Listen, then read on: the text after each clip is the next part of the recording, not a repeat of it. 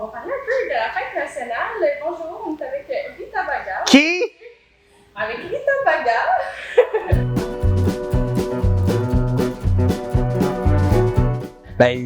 Qu'est-ce qui nous attend? Il y a des surprises, il y a des gros numéros, mais c'est surtout une soirée avec, je dirais, de la diversité avec un D majuscule, parce qu'on s'en va dans plein d'horizons différents au niveau musical. On va entendre des sons différents, des types de musique différentes, aussi des personnalités qui sont différentes. Et ce sera une soirée sur le thème de la bienveillance, l'amour du Québec et évidemment, ça sera festif, hein? Donc, faut être là!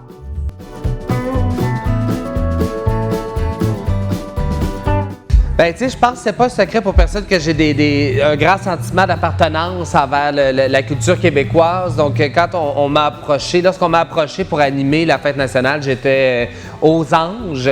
En plus, il y a beaucoup de gens qui viennent ici, donc c'est quand même un peu stressant. Il y a des artistes que j'aime beaucoup, dont Michel Rivard, qui font partie du spectacle. Donc, je suis très heureuse, très fière, mais un brin stressé avec 40 airs aussi. Oui, dont une que je suis très excitée, qui est vers la fin du spectacle. Donc, il faut vraiment rester tout le long. Et vous allez voir, le spectacle n'est pas compartimenté par genre. On passe d'un genre à l'autre. Des fois, ça revient dans les chansons plus cultes ou plus classiques. D'autres fois, c'est des nouveautés. Parfois, on change de langue aussi.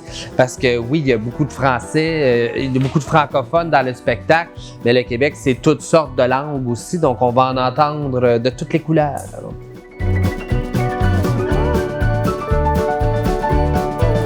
Oh yes, absolutely. I love the French language. Ben oui, c'est sûr, la langue française, la francophonie.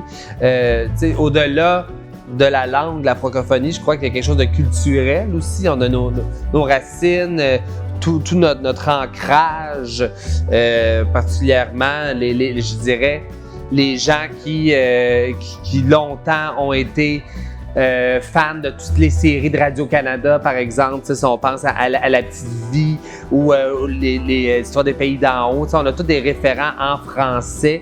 Donc, évidemment, c'est très important. Ça fait partie de notre ADN, le français. Mais en même temps, il faut être au courant qu'il y a des gens qui ne parlent pas français. C'est correct aussi, mais apprenez-le quand même. Apprenez-le, c'est une si belle langue. Cliss!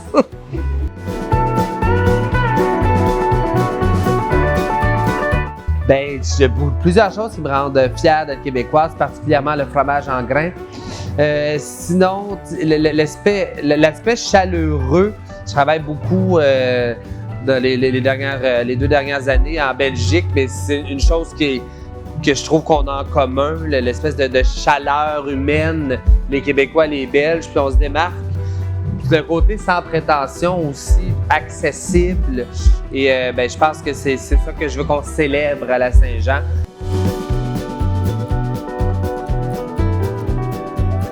J'en ai beaucoup, là. Claudia Bouvette, c'est sûr qu'on a habité dans la même maison, pas en même temps, mais j'aime beaucoup, je la connais depuis Mixmania 2, là, ça fait longtemps, j'étais fan à l'époque, mais j'aime beaucoup l'espèce de couleur, nostalgie 90 qu'elle amène. Je trouve ça rafraîchissant dans ce qu'on entend au niveau musical. Sinon, il y en a dans le spectacle. Marigold, entre autres, j'aime beaucoup son phrasé et ses textes assez coup de poing. Puis sinon, j'aime les grandes voix depuis toujours. Fait que c'est ça, Ginette, Céline, Annie Villeneuve, ça, des voix qui font chaud à l'oreille.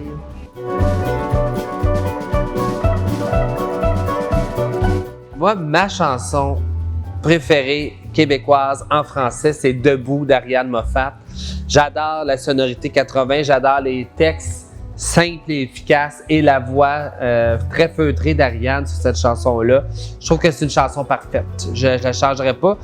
Est-ce que tu as déjà eu la chance de collaborer avec Ariane Moffat dans ta carrière? Oui, on a chanté ensemble Paroles et Paroles et je faisais Dalida et elle faisait l'autre personne que le nom m'échappe. Donc, on a inversé le genre. C'était très drôle et surtout qu'à côté de moi, je pense qu'elle fait 5 pieds 2. Moi, en talon, je fais 7 et 4 à peu près. Il y avait un petit clash. Là. C'était quelque chose. Puis on a aussi déjà chanté un petit bout de Holiday ensemble en direct de l'univers. Et je l'aime depuis des années, Ariane Moffat. À chaque fois qu'on me demande, y a-t-il quelqu'un là que je... Ariane Moffat, voilà, je l'aime.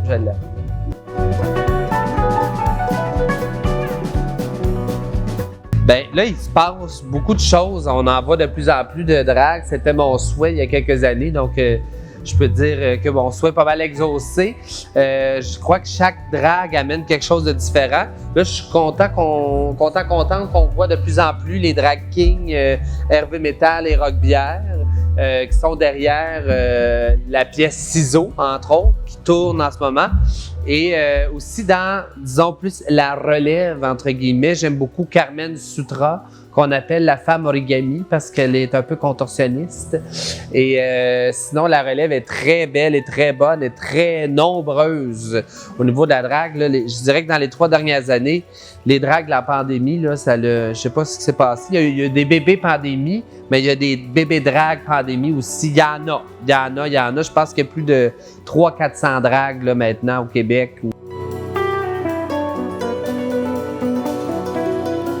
Je m'en retourne bientôt en Europe. Donc, tu sais, là, je finis ma tournée cette année. Je retourne en Europe faire des tournages.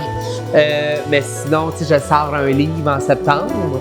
Donc, il y aura possiblement un petit arrêt à Laval dans la tournée promotionnelle.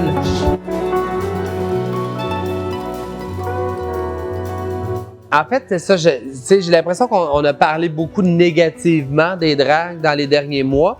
Des fois, on a tendance à oublier les combats qu'on a gagnés. Et les dragues, on porte des messages, on représente des communautés de façon directe ou indirecte. Et je pense qu'il faut retourner à ça, puis peut-être se reculer, se détacher et bien s'informer.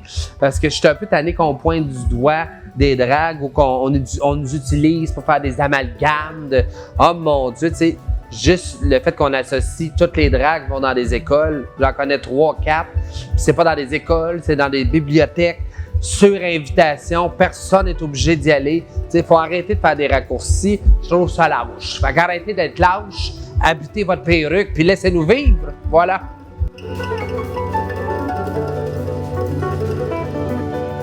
Ben, il faut venir avec toute son ouverture et je crois que lorsqu'on met ses préjugés de côté ou on les laisse à la maison, on ne peut que passer une bonne soirée. Donc, arriver ici, le cœur grand, ouvert, l'esprit éveillé, puis après ça se peut que l'esprit soit un peu éméché au courant de la soirée, mais habituellement, c'est gage d'une bonne soirée.